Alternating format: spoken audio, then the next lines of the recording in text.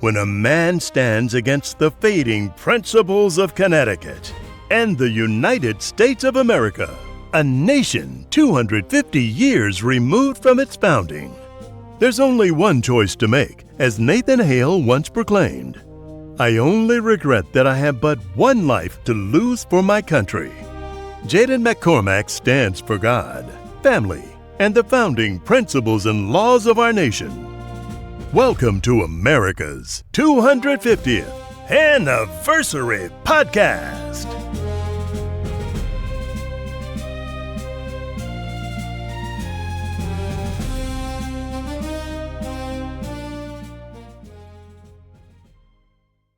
Welcome to America's 250th Anniversary Podcast. Today we are at Tower Craig and we are with Senator Rob Sampson. Awesome. Thank you so much for coming on today. Totally my pleasure. Thanks for having me. Yes, and now this is a very historical place built in the 1900s, and we have such an amazing view. It's beautiful out here.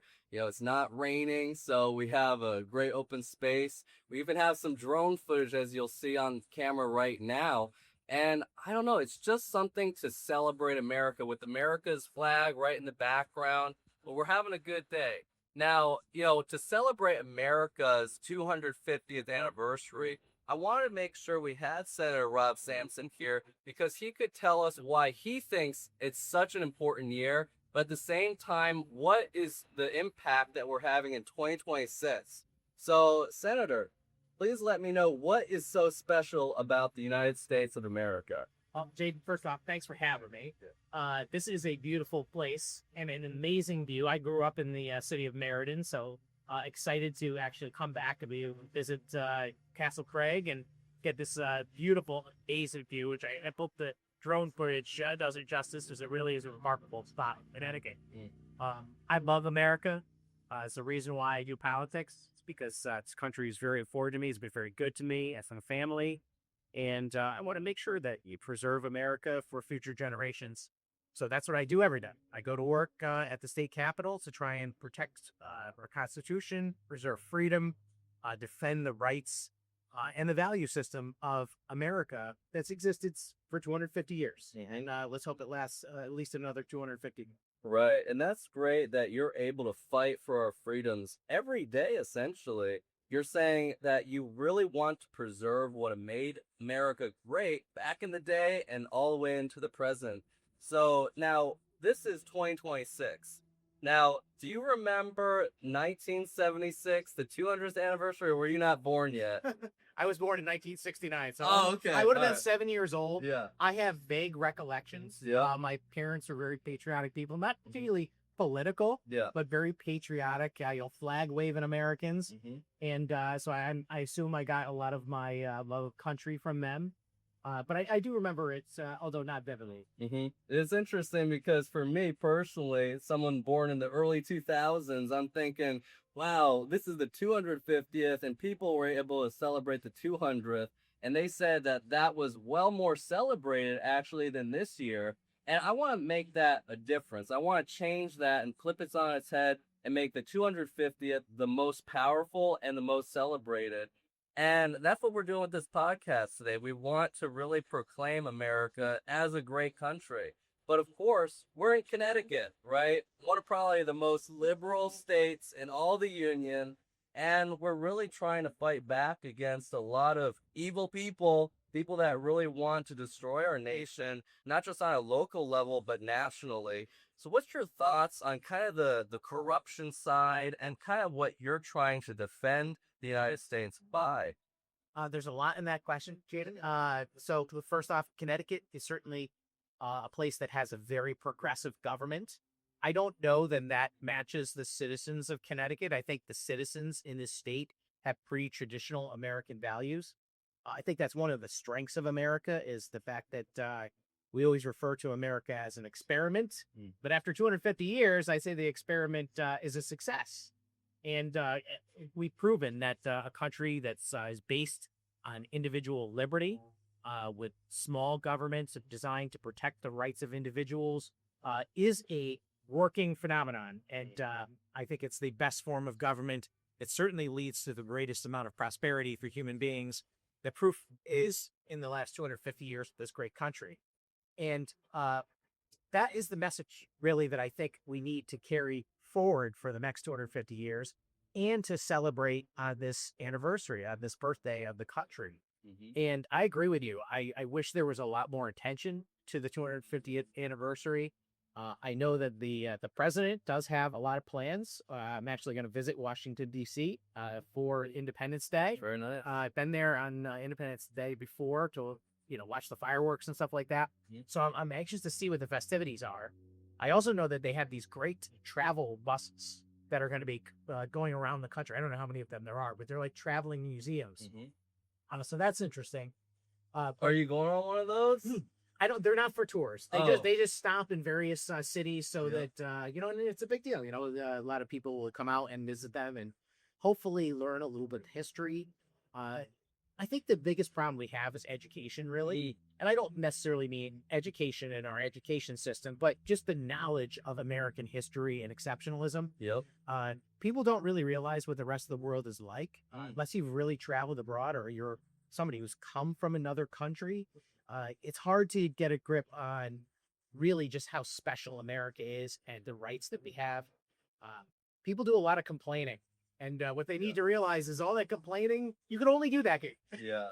That's part of the freedom you get by being an American citizen. And that's what's amazing is that we do have so many liberties with our Constitution, right? And we really have a unique way of life in America. But of course, we do see, people trying to attack it, change it, manipulate it. And at the end of the day, is it going to change or is it not? We will only have time to tell for that. Maybe at the 300th anniversary, we'll get to see. But for the 250th, we're really strong at the moment, and we have to stay like that.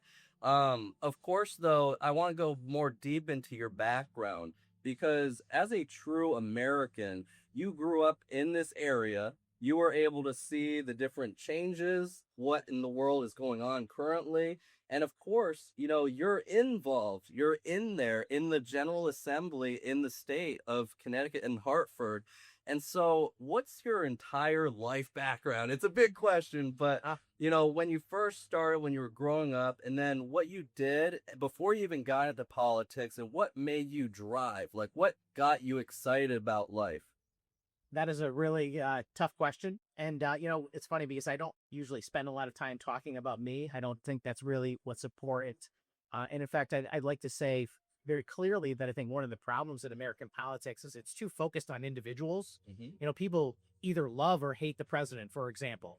And really what I think people ought to be doing is measuring the actions, the policies that are being put forward, measuring those things rather than personalities or suggesting that somehow any particular individual is absolutely perfect or they're the devil. Because the fact of the matter is that, Trump's not perfect. He gets a few things wrong now and again. I do love him. I think he does a great job. I love his love of country more than anything.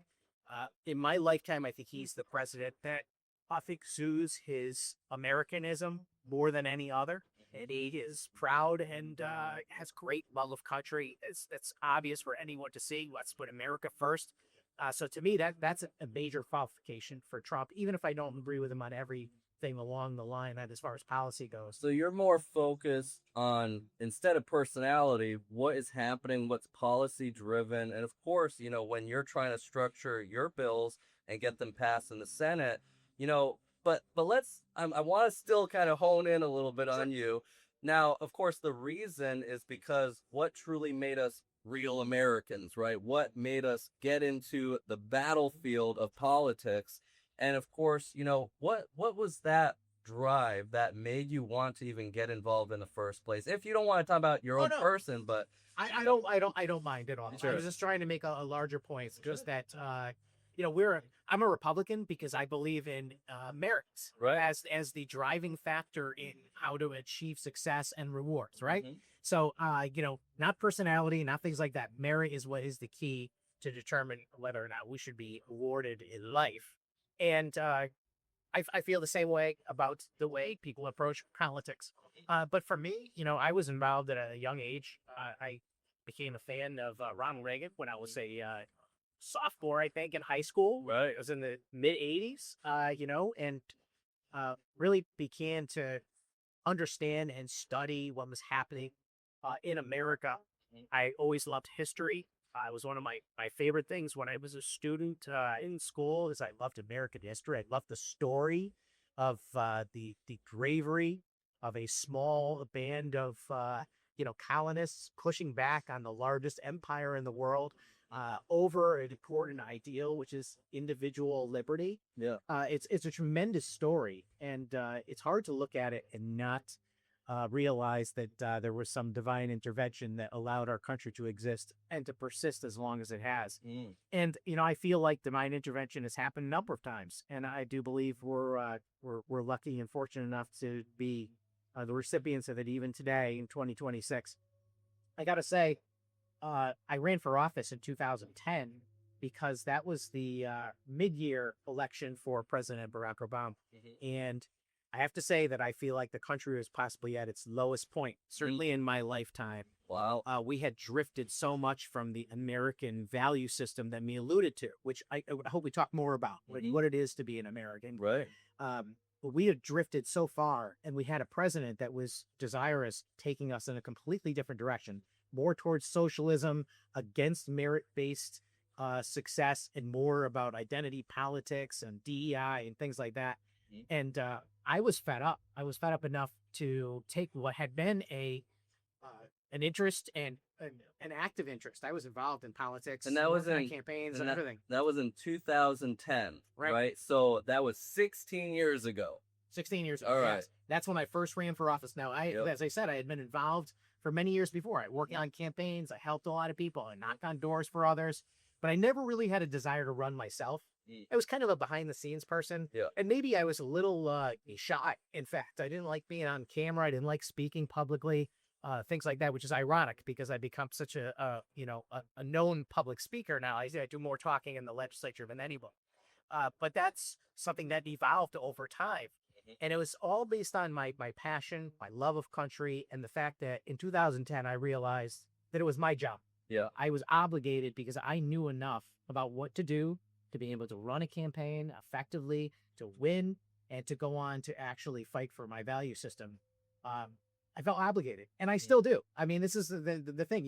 In the state legislature, I served in the House first for 4 terms, and then I was elected to the Senate in 2018. But we only serve 2-year terms. That means every other year you have to be reelected, and every other year I got to make a decision. And I'm of somebody who believes in self-term limiting, that we're supposed to have a citizen government, but I also believe I'm the same person, although I'm much better equipped and skilled at my job than I was 16 years ago. Yeah. And as a result, I should keep doing it. Right. Because you have that built-in experience over those those years that you've been able to successfully pass things or at least get an influence, right? And of course, we're in a Democrat majority state, and that is tough, right? And of course, we always see the citizens in Connecticut as being patriotic. They want to see massive change happen. And of course, we see, it being kind of half split in the middle, where you have people that are more encouraged on the conservative side, more encouraged on the liberal side. So there's a balance there, right? Now, go ahead. Yeah, I was just going to say, well, I mean, it's interesting that you noted, the people of Connecticut. I think a lot of the people in our state are not political, or maybe don't have a full understanding of the real ideological differences between the political parties. They want to live a prosperous life. They want to have a good paying job. They want to be able to afford and buy a home. The American dream. It's just something that is slipping away, and you've got to restore, and something I'm very passionate about also.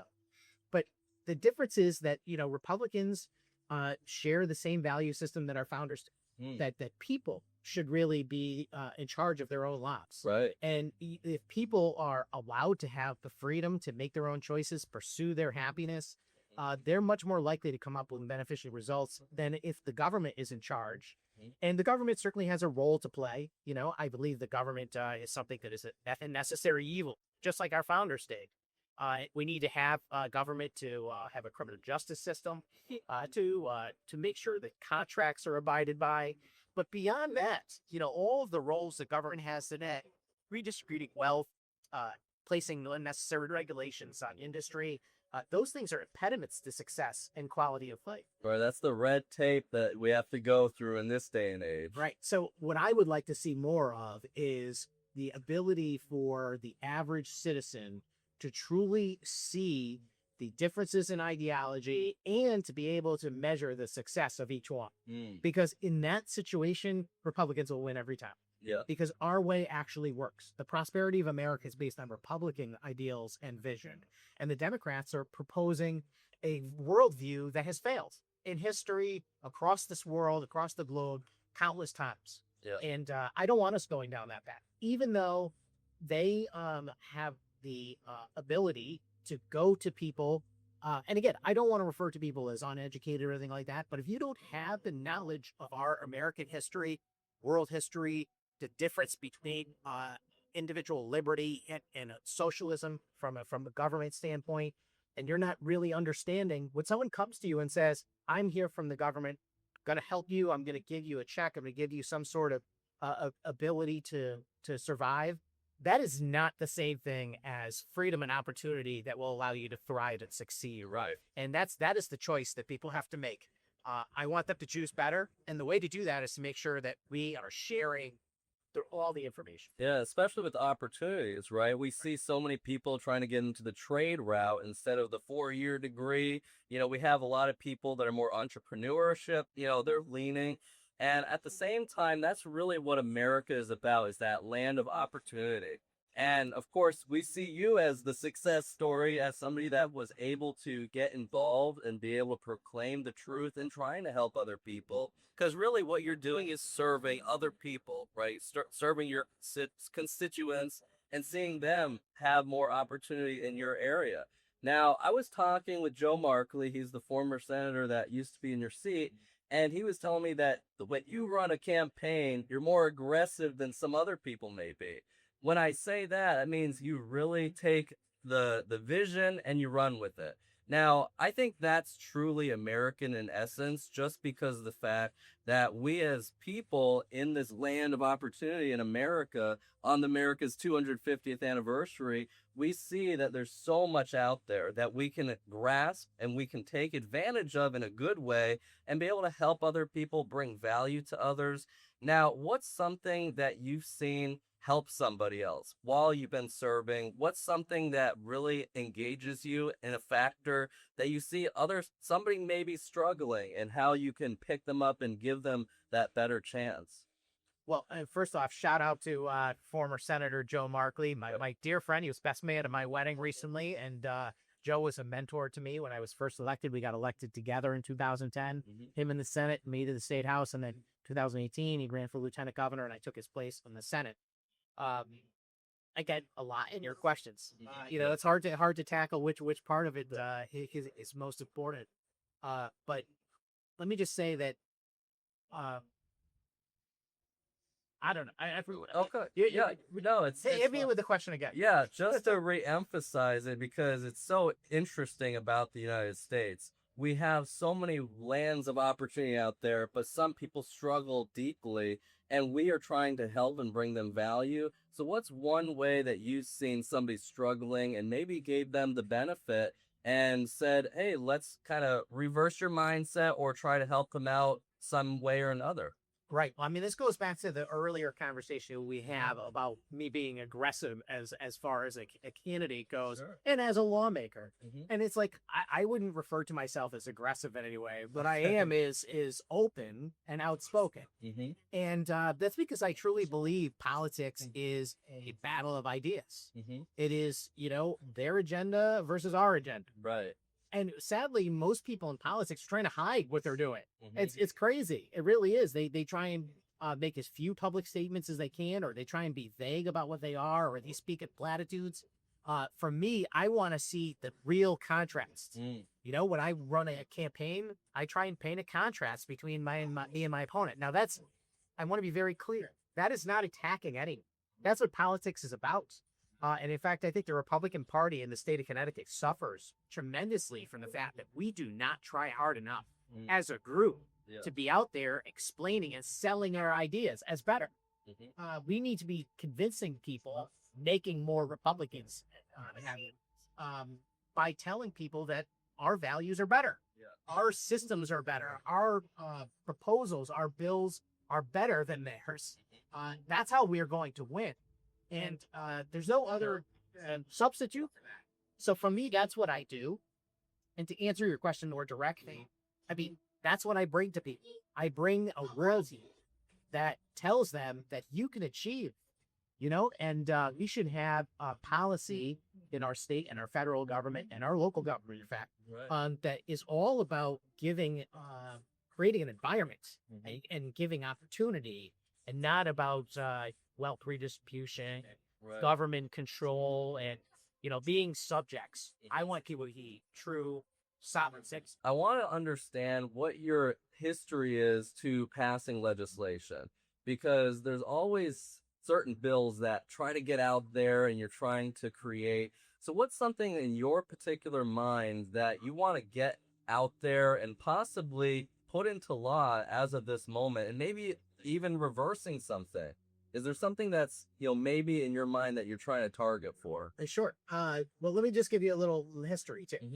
So serving in the minority since day one of my political career, 2010, 4 terms in the House, 4 terms, I think I go in my 5th term, I think, in the Senate. But I've been in the minority every step of that way. And I'll just say, I mean, obviously it's very difficult to get bills passed when you're in the minority, at least anything of any real substance. We all get bills passed that are, non-controversial, non-partisan items, things that are pretty straightforward and be benefiting, people with disabilities, or things that have to do with veterans. I mean, and I'm very proud of that legislation, don't get me wrong. But that is a little bit different than actually trying to change the direction of the state. To move us back towards individual liberty and self-determination versus government power and control. And so that's, for me, the biggest and most important effort that we should put in as Republicans in the minority, is convincing people that that's the direction we need to go in. So more like influential is probably one of the key factors to be able to pass legislation to begin with. Right. So I put in a lot of bills every year. I put in more bills, I think, than anyone else. And some would say, well, you say you want small government, Sampson, why are you putting so many bills? My bills are all about shrinking government, about taking power away from the government and restoring individual freedom and power back to citizens. But I put a lot of them in, and I do that for a number of reasons. One is because I want to show my constituents where I stand on things, and I want them to understand what I'm attempting to do. And the other thing is that, occasionally I get one of those over the finish line, which is amazing. But it's also a blueprint. So that it's some point when Republicans are in the majority, there's somebody who's attempted to do all the things that we need to do.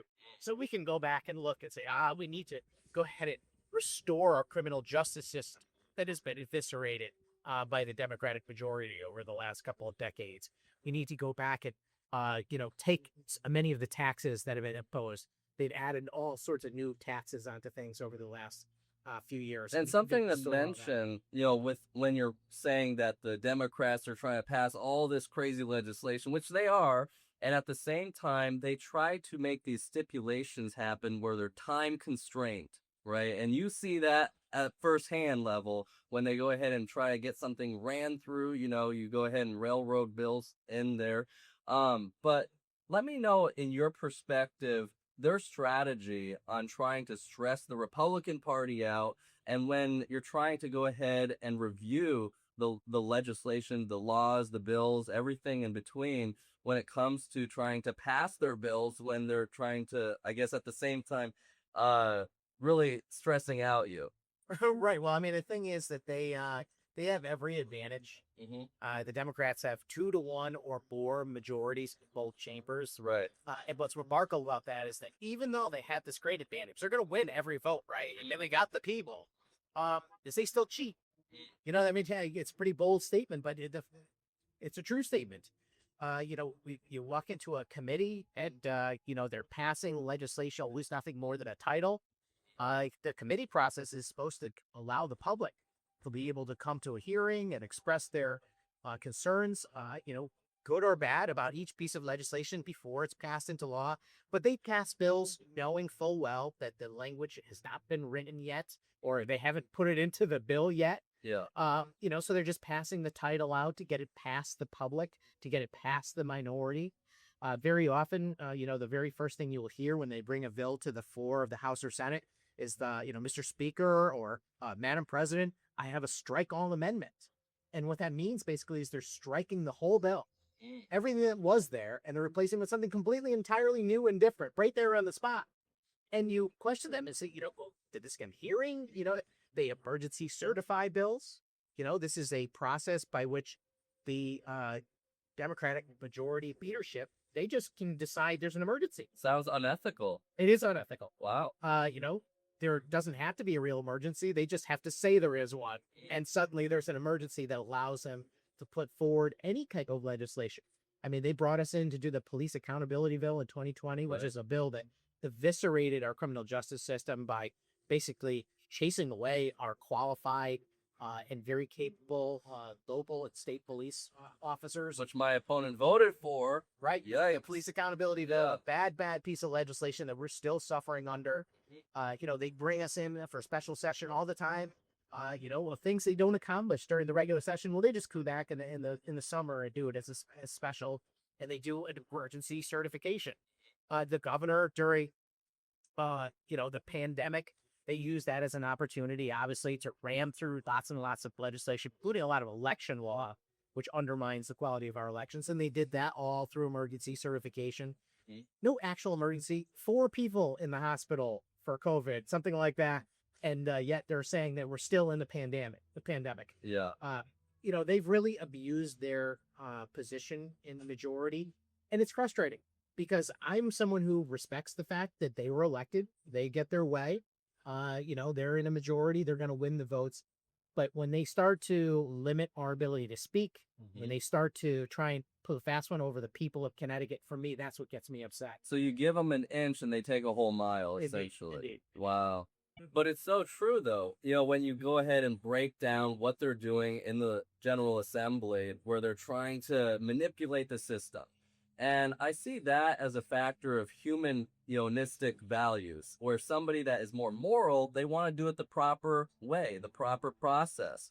But then you have the other people that may want to just railroad something through. And of course, we have the controversial legislation like the homeschool bill, the gun laws, the religious vaccination exemption, all those things that are pretty massive. And they try to go ahead and pass, and have hearings on that in one day. Isn't that true? Right. Yes, they did. They put 3 of those bills, very controversial, and separate populations. In fact, you have the law-abiding gun owners, folks that won't school, and you have the medical freedom folks. Yep. And they had one day where they had hearings on massive legislation that affects all 3 of those groups. And in my view, that legislation was put forward less about the policy itself and more about expressing a direct hostility towards these populations, to these individuals that live in our state, limiting their freedom, their ability to make their own choices, to pursue their happiness. Yep. I mean, so that's why this is so important. That's why it's all connected to America's history, what our country is about, is that's what we're fighting over, whether or not people still have these freedoms on this value system or not. And that was a day where the Democratic majority in the state of Connecticut said to those people, you do not have these rights any longer. We're taking them away. And coincidentally, a number of those bills were just signed into law in the past couple of days prior. And I hope that people of Connecticut hold them accountable. Yeah, and that's huge, is that they went ahead and passed it anyways after so many people showed up that day to say, this is not right. We want to have our liberties, our freedoms, without having somebody step on our head, right? Now, let's go ahead and talk about finances, because recently there was a budget passed by the governor, and from what I remember, because I worked at the state capitol and Energy and Technology Committee, and I was watching all this take place, they kind of just went ahead, created the budget, and they tried to railroad it through as well, and now that's what they're doing with that. So can you explain in more detail what the budget is talking more about, and why is it controversial at the moment, and how can we fix that if there is a way? Well, the first thing is that the most important and largest thing that we do as a state legislature is pass the state budget. But that happens in the first year of the biennium. Right. So, and we're in the second year. So what happened this year was not a full budget. It was a budget adjustment. And basically that's what happens when there is a difference in, our expenditures versus the revenue that's coming in based on taxation, et cetera. And it turns out this year there was a huge surplus. Now, don't get me wrong, state of Connecticut is bankrupt. Basically, we have long-term debt and obligations that exceed the per person amount for every other state in the Well, country. if there's a surplus, that means we're being overtaxed, right? That is correct. Wow. But in the short term, in this 2-year cycle, they had more money than they had planned to spend. So that is a budget surplus. And for me, what you do with that money is you give it back to the taxpayers. It's like, I'm sorry, Mr. and Mrs. Connecticut. We took your money. We didn't need it. Here's have it back. So the Democrats come in with a budget adjustment. And not only are they spending that money, but they actually increase spending over and above that another $2 billion. Wow. A 9% increase. An amazing increase and an amazing real slap in the face of the people of the state of Connecticut who are struggling to pay their bills. I hear from constituents constantly about the property taxes, about being able to make difficult choices about whether they buy their medication or they pay their electric bill. People are really struggling in our state, and inflation is outpacing wages. And, to have the state of Connecticut just impose so much more taxation upon that. And to it's really highlight, unfair. right, and just to really highlight what you just said right there, it was a 9% increase from a budget adjustment. Wow. That is correct. Oh, yes. An unbelievable increase. Republicans, including myself, we offered an alternative amendment, which kept the good portions of the budget, which, by the way, and there were a lot of very good things, including some increases in funding for education and municipal aid. And this is super important because I want to make a very, very, very significant distinction here between, taxation versus aid to towns. One of the biggest things that people face in Connecticut is rising property taxes, especially since there's a lot of massive increases going on as a result of revaluations of property and so forth. So people are being faced with big, big tax bills on a local level. Right. And that's a direct result of the majority Democrats in the Connecticut legislature each year failing to live up to their obligation to provide enough education and municipal aid to these towns. So the towns are left with no other way to get it but to tax their individual residents through property taxes. Right. We need to fix that. The state needs to do their obligation. There's a constitutional requirement in Connecticut to provide a public education, but that's a state requirement. The state should be paying for it. The state taxes ought to go to pay for more education, or all of it, in my view. And the towns should be left so that the individual taxpayers do not get hammered based on those increases in property taxes. That said, I think that a lot of town governments, including Republican town governments, could do a way better job controlling spending and taxes. Right. And I think a lot of local governments are seeing these revaluations as an opportunity to lower the mill rate but still raise taxes. Bottom line is the tax bill shouldn't be going up, and certainly not to the degree that it is. And I hope that they do a better job. Well, and I like how you said this very specifically, is that there's property taxes that are done by like the mill rate in local areas, and that's small town, right? You don't have the federal or the state get involved with that.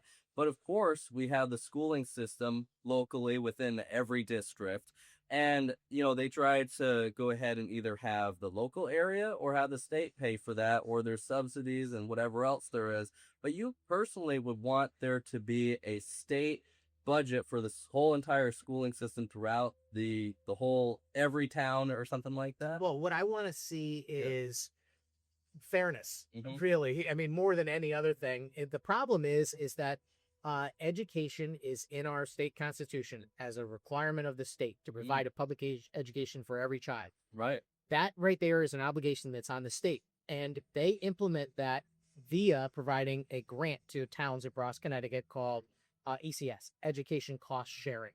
And the thing is that grant that they provide to the towns has not kept up with the costs. Oh, okay. The towns are faced with more and more education costs. In fact, your property tax bill is probably 75 or 80% for education costs in your town. And if those costs continue to rise, and yet the state isn't providing their part, that means that the town has got to make it up somehow. And what I want to see is the state do their part to make sure that they provide enough education aid so that towns are not forced to keep raising property prices. Makes sense. So there's an ebb and flow with it. Okay. Now, as you've been, in of order to course, contain the costs yeah. altogether, by the way. Mhm. And certainly, I'm a big proponent of education and individual. My wife is a teacher, for example. I mean, I certainly support teachers and so forth. As a Republican, it's tough because I'm always seem to be on the opposite side of the teachers union. Yeah. But I'm on the side of the teachers. I'm not on the side of the teachers union. You know, that is the difference. I want to empower teachers in the classroom. I want to see them have more power and control about what happens. I want to see the money that gets spent on our education system in the classroom, not on administration, not on infrastructure. I want to see it go to actually classroom instruction. That hey, and at the end of the day, we have to be more educated to be more successful in the United States, and that has a big part of it, right? Is the United States, we are a structured entire country, but of course, in the state of Connecticut, we see education, of course, having Yale and many Ivy League schools around here. But then local level, we see such a great chance for somebody to grow up in a small town, go through the schooling system, and of course they should have that option for homeschooling too, right? And then of course private schools, charter schools. So we're in the land of opportunity, just to hit it back home to what we were talking about earlier. Now, what's your personal thoughts on the small town politics, how they differ with state level, and then of course federal level? I don't in one way. Okay, so it's interesting because what I've observed is that as you mentioned, of course, too, the state goes ahead and interacts with the local level just for a topic, the schooling system, right? Right. With there's grants, there's federal aid, of course, that comes down to the state at the And same mandates. time. Yep, and mandates to get the federal aid. And I want to understand how all that is connected, in your personal opinion, how you can most benefit from that for, residents of the state, but also how it can really just make a greater impact for every person, every American. I have two very significant thoughts. I'm trying to keep them as short as I can. But the first one is that smaller government is always better, and right sizing government, making sure that we take care of policy where it belongs. The state of Connecticut should not be dictating, how towns operate individually, like in dog licenses. So why are we doing dog licenses on a state level? Makes no sense. Those kind of decisions should be made at the local level. So that's a very important key thing. And I see policy more and more becoming one size fits all, central bureaucracy. Certainly planning and zoning decisions you've seen in the recent years, you've seen the state government take more of a role in imposing their will on towns about development. I think that's wrong. I think the towns should be making those decisions by people that are elected from within those communities. Right. That's why we elect people to local boards of town council, and planning and zoning to make those decisions, because they're members of the community and they're held accountable by voters in that town. When you start having some faraway government dictating to a small town what's happening and trying to do it statewide, I mean, I represent 5 towns, small towns like Prospect, okay, but I also represent the city of Water. Yeah, they are not the same. We should not have the same education policy. You should not have the same zoning policy. Those things are better left to those towns, and we should, as a state government, respect that and empower them to make good decisions. But one thing we've been talking about, and it's kind of in a subtle part of our conversation, is this notion of government degeneracy. And I would just say that if you're looking for moral government, the only way to get it is to have less of it. Yeah. And I'm not suggesting that Republicans would not be better stewards of our government. I think they would. I think they would do things in a lot better way than the Democrats are. They do based on ideological differences. But at the end of the day, I believe very seriously the adage that power corrupts. And when you put people in a position where they have authority, they become self-important. Yeah. And they start to make decisions less about the constituents and what their responsibilities are, and more about what benefits them. And the most interesting in politics is empowering your elected representatives to make policy that allows them to become more popular. Okay, now I don't mean that you should make good decisions to make yourself more popular. But when you start to pass laws to hand out money to different groups of people because you want their support, that is dangerous. It's why I don't really like left redistribution programs. I don't really like welfare type programs. I'd much rather have people have opportunity than a handout. Right. And that's one of the big reasons why. And the Democratic Party over the years has really become this mechanism to tax one small group of people a lot and alienate them if necessary, but they use the money to buy support from other people. and that is dangerous. Everything should revolve around a smaller government for the people to be able to make their own choices. But that's uniquely American, I think. But of course, we're here today at Tower Craig, enjoying the beautiful day, an American flag in the background. But thank you, Senator Rob Sampson, for coming on. And this was America's 250th anniversary podcast. Awesome. All right. Thanks for having me.